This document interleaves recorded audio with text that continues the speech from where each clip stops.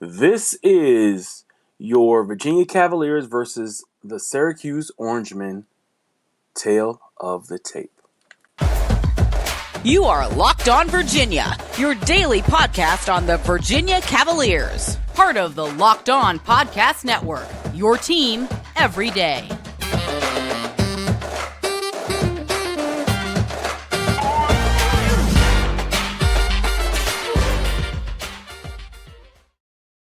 Good day, viewers and listeners. I am your host, Big Law Lawrence Johnson, and welcome to the Virginia Locked On Cavaliers podcast, the first place to come to get your Wahoo fix every day as part of the Locked On Podcast Network. Today's title sponsor is LinkedIn. With LinkedIn Jobs, you can hire qualified candidates more efficiently by matching open roles with people who have the skills, values, and experiences to help you achieve your 2023 goals. Post your job for free at linkedin.com/lockedoncollege. Terms and conditions apply. So yes, everybody, today is 1/3/2023, and this is your Tail of the Tape pregame or preview for the University of Virginia Cavaliers going up against the Syracuse Orangemen, and it is a big Monday. That is the way that they promote this game as well. And when you're looking at the way that these teams have to turn around, remember both of these teams played Saturday. UVA played at noon. I think Syracuse played a little bit later than that, like around 2-ish. And they played Virginia Tech. So, and both of them, have to travel back to Syracuse because this is a home game for the Orange. So, you think about it like this. This is how tournament games are done. If you guys remember in the NCAA tournament, even in the the ACC tournament. You're talking about playing on a Thursday, off on Friday, then you come right back on Saturday and play. Or playing on a Friday, being off on Saturday, playing on Sunday. That's just how it goes. But this will be a great test to see how the team responds to being under this kind of pressure. I feel like this is going to be a team that I think they'll respond well. I also think that there's also a theme that's building, with this team that Tony Bennett has. With this team has the ability to score, a lot of the ways that the old team scored. I was looking at some numbers from the championship team from 2019 and thinking, okay, I don't want to get too far ahead and start dreaming, but it's almost impossible not to dream when you see the way that these guys are knocking down open shots. And it wasn't that way in the beginning of the year. The championship team, they knocked down threes all throughout the year. But before I jump a little bit further into that, let's talk about this preview of the game. Of course, like I said, this is a tournament test for this team and kind of see how they do playing 2 games in 3 days. Of course, UVA is 16-3. The date is 16-3, and then overall, then their conference record is 8-2.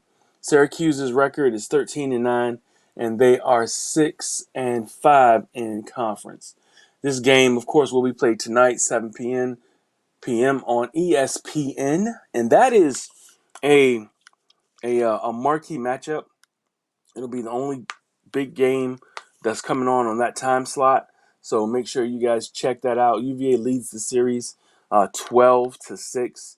And I want to say Tony Bennett is 7-3 against them, I believe. 11-3 against Syracuse. So, he's had Coach Boeheim's number, and we just want him to continue that dominance over Syracuse. Now, keep in mind they do have a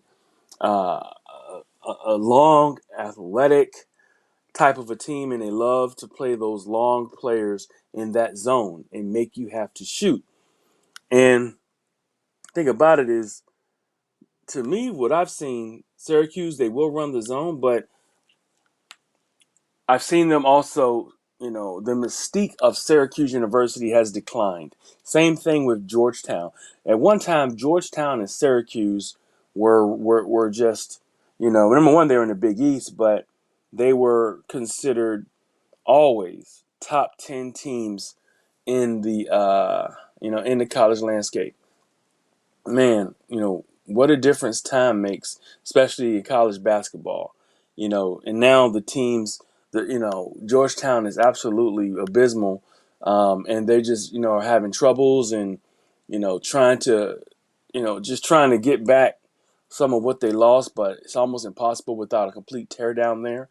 And of course, Syracuse, they're still being Syracuse, still trying to hold to what they do with the zone, and trying to make teams shoot over them. The thing is, in this game that they play nowadays, teams can shoot.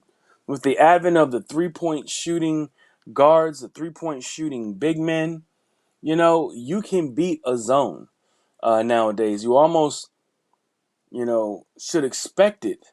But and I would like to see them probably play a little bit more man to man. But a lot of these teams that have guards that can shoot, big men that can shoot, it just kind of neutralizes what they're doing over zone. In any instance, if somebody hits you with the zone on the court, get your shooters out there and you'll bust that zone wide open. Because they can't cover every inch of that half court, especially if your team knows how to pass the ball around the perimeter to get an open shot. Think about this. You remember last game, Kihei played a lot of the high post, which is almost like an oxymoron because Kihei's only 5'10", being generous there. Playing the high post, they get the ball into Kihei. Kihei is finding, the open men on the wings right there in that high post, moving the ball around. And it's really ingenious. Usually in that high post, you have your best passing big men there. But Kihei just shredded the defense last time. Reese did it as well. He put Reese in that same position, at the right there at the top of the foul line, and he's just picking them apart, finding holes in the defense, penetrating, and giving them all kinds of fits. So, last time, of course, the Wahoos knocked down 12 threes. If you guys remember that, that was kind of the breakout. It's been 6 games. Okay, it's been 6 games since the last time they played, and UVA has been on a roll, 6-0. Syracuse 3-3. So it's going to be a big time game to continue on the path that they're on. I said before, the team knocked down 12 threes. This is kind of when I think they really realized what they could be, especially with Amon Franklin being who he is. Remember, out of those 12 threes, Amon Franklin knocked down 4. But you know who else knocked down 4 threes?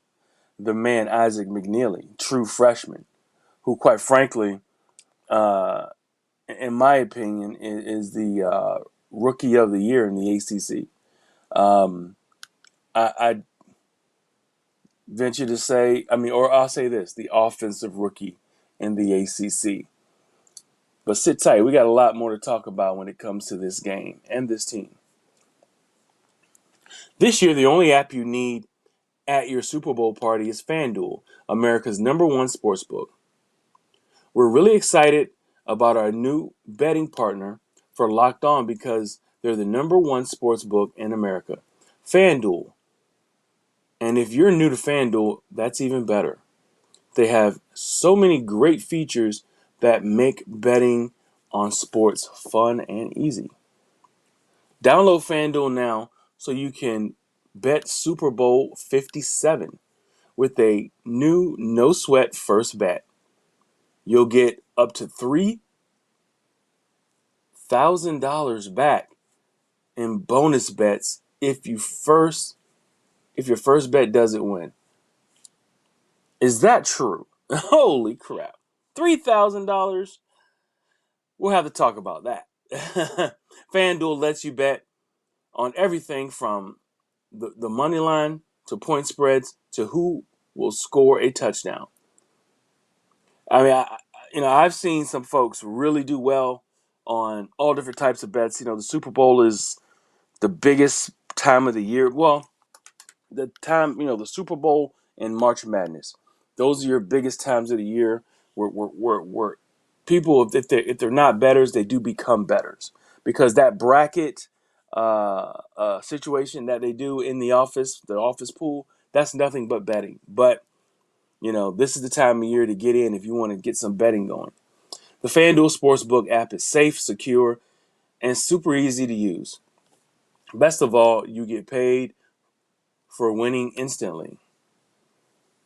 I mean, I think the FanDuel app is really cool. I think that's an opportunity to maybe even earn some extra income if you know what you're talking about and you really have a feel and you have maybe an inside job, of betting. So maybe get on the FanDuel and see what you can do. So join the FanDuel today at FanDuel.com/LockedOn to claim your no sweat first bet on Super Bowl 57. That's FanDuel.com/LockedOn.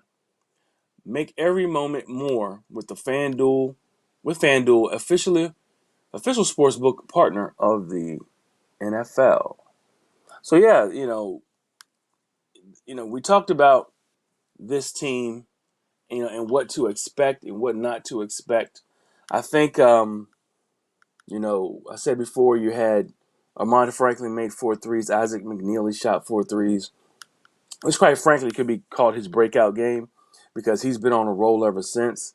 I know he's shooting damn near close to, or 50, close to 50%, 45%, excuse me. And he's shooting close to 50% through that stretch, that 6-game stretch. But he's shooting 45%, 43% right now. So, he's definitely one of the ones you have to keep an eye on coming off the bench. I labeled him the sharpshooter, and that's what he is. Coming off the bench, laying out teams, with those who sag off of him. Beware, this man will knock the shot down.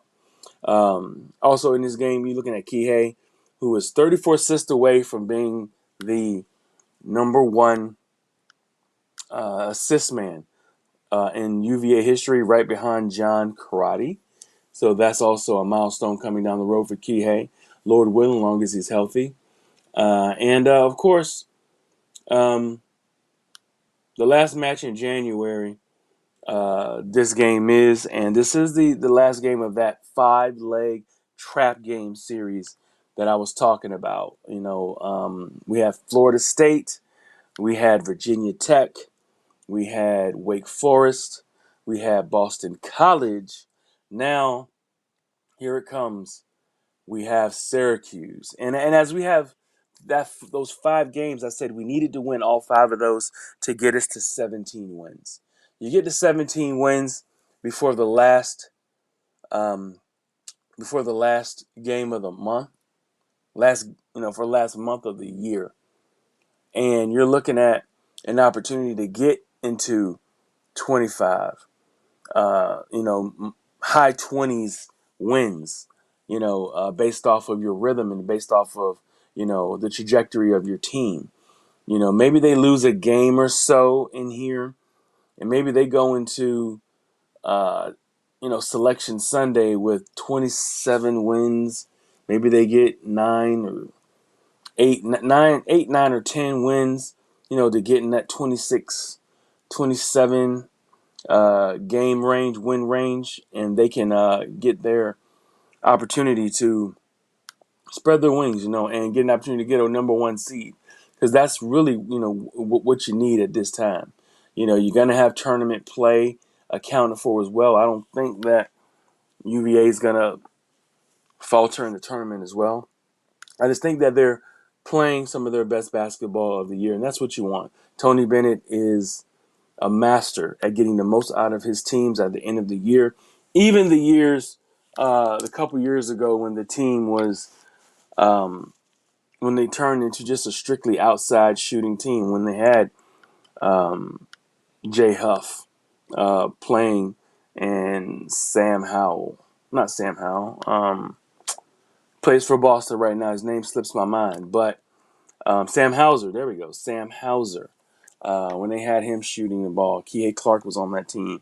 That team, had troubles, with defense in the beginning of the year, but then, they kind of caught fire. And that was a year that just kind of ended earlier. And then, of course, you had, the COVID time right after that, which hurt the team. And remember, Tony Bennett coaches defense like most coaches coach offense. Coaches will give you the instruction on how to play the defense, what to do, how to play it, and coaches coach it, man, coach it well. But typically on your offense, it seems that coaches coach offense harder. Just is my opinion, and from what I've kind of seen, they seem like they coach the offense harder than they do on the defensive end. Tony Bennett is the exact opposite, it seems to me. He coaches them hard, first of all, both sides of the ball, but it seems like the defense is coached harder than the offense. That's his staple. That's where this team makes his hay. They are into stopping you, getting to the bucket. They're going to make you shoot long distance, shoot over them as you're closing out. They also want you to, or they force you into what is called, a 20 shot clock violation, and it's just some people don't like that style of play. Some people don't like to watch that. They want to just see a lot of points going up and down. Not me.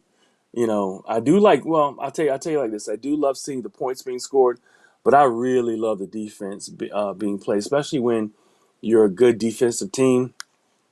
It's a lot of fun to watch. And I'm one of the rare folks. I love defense. I love watching defense in football as well. Anything going into the, going and playing a tough brand of defense in any sport, I'm definitely a fan of that. Because it's all reactionary. The defenders, it's almost like people talk about your best players or your best athletes, excuse me. Your best athletes typically are on your defensive end because defense is all reactionary typically. You have to see something, react to it, and stop something from happening before you get scored on. So I just love the aspects of defense, and a lot of it is based off of positioning, coaching, and having the best athleticism as well. So let's get into the teams and what they and what they average. But before we get into that, Locked On is heading to the Senior Bowl. Get inside analysis from hosts that covered the NFL's next generation in college and find out which NFL draft boards these players will be climbing, all in one location. Subscribe to Locked On's NFL Draft for nightly live shows from the Senior Bowl on Tuesday, Wednesday, and Thursday, 9 p.m. Eastern. Very cool. I did a lot of NFL draft coverage myself, and looking forward to that. I'll be checking that out, so make sure you guys get there as well. But back to these Wahoos and these Orangemen. Of course, I was just speaking about the points per game, per team. UVA averages 70.6 points a game. That's 7-0. Syracuse averages 75. Now, that can be misleading because you're not. Some people may not take into accommodation the defense that a team will play against another team, and the UVA Cavaliers are giving up points against 60.1, and the Syracuse Orangemen are giving up 70.7. So that's 10 points, over 10 points difference per game, and climbing. Based off of how this UVA team is playing. Field goal percentage, They're almost even, dead on the number with that. UVA shooting 46% from the field, and Syracuse is shooting 46.9 from the field. So they're right on par when it comes to making shots. Rebounds per game. This is may not seem like a big difference, but it is. But UVA shooting 32.6, or grabbing 32.6 rebounds, and then you got 35.9 rebounds being grabbed by the Syracuse Orangemen. But that what I read into that, when there's always a story behind the stats. What I read into that is the University of Virginia makes more of their shots. Excuse me. They make more of their shots, which there's not as many rebounds available. So to me, that just kind of makes it a little bit, and they shoot pretty decent from three as well. The Cavaliers do. So I think there's less rebounds available. But that's just kind of a look into the stats, with both of these teams. And players, we'll talk about Syracuse's top players. Gerard, who is a deadly, I mean deadly, three-point shooter, has 17 points a game. Really puts me in the mind of Couture for Virginia Tech. Just a true deadeye. You just can't leave him open anywhere on the court. He's going to make it. Those little guys, I mean, they can light you up, even with someone in your face. They're just good players, man. They're just good players.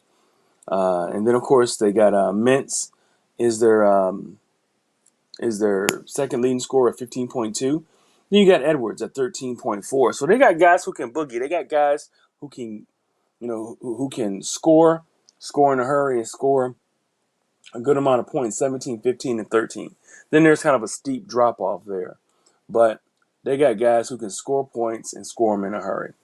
Now, UVA is a little bit more of a balanced approach. I was looking at the stats for the Wahoos from 2019, the championship year, and I saw that you had two guys averaging 15, another guy averaging 13. You had Cal Guy, you had DeAndre Hunter. Both of those guys averaged 15 plus points, and then you had Ty Jerome averaging 13 points a game. So that just kind of puts me in the mind that this team is way more balanced. And then you had Diakite averaging like 7, I believe, but there was just a steep drop off after Diakite. This team, you got about 6 guys averaging close to 10 points a game. You got Ahmad Franklin averaging 13, Kihei Clark at 11.3, Jaden Gardner at 10.5, Reese Beekman he's at 9.9, which is pretty much 10 points a game. Then you got Bennett Vanderplas is at 7 points per game. Caden's at about 8 points a game. So you got guys who are averaging right at 10 points. Then you got your dead-eye shooter averaging almost 7 points a game as well. So, it may not seem like a lot of points, but a lot of those guys get shots. It's not just 2 or 3 guys getting most of the shots, making most of the buckets. Because I've seen Kihei Clark score 20 points in a game. I've seen Amon Franklin score 20 points. I've seen Jaden Gardner score almost 20 points. Reese Beekman get up there in the high teens. Isaac McNeely score 10, 12 points off the bench. Bennett Vanderplas score 20 points a game, almost 20 points a game. So there's no one that you can really zero in on. That's what makes this team tough to play. And hopefully this evening, the Wahoos will still continue to be one of these tough teams to play and to game plan for. We'll see what Coach Boeheim has in store. But before we go any further, I got to give you my prediction. My prediction is UVA 72, Syracuse 61. I'm looking at the Wahoos winning, finishing out that 5-leg game stretch, and going into February with a 7-game winning streak. Thanks for making Locked On Virginia your first listen today. For your second listen, check out the brand new podcast, Locked On College Basketball. Experts Isaac Shade, Andy Patton bring you everything you need to know on and off the court.